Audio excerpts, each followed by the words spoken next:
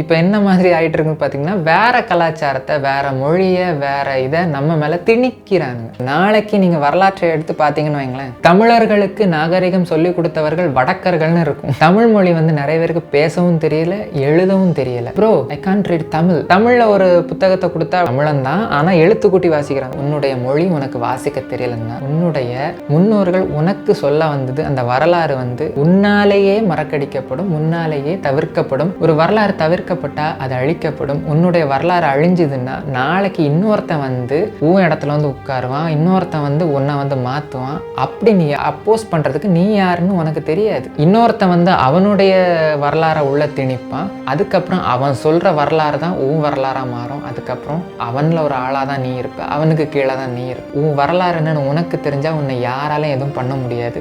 Yazhpanam library எரிக்கப்பட்டது அந்த மாதிரி ஒரு வேலை தான்.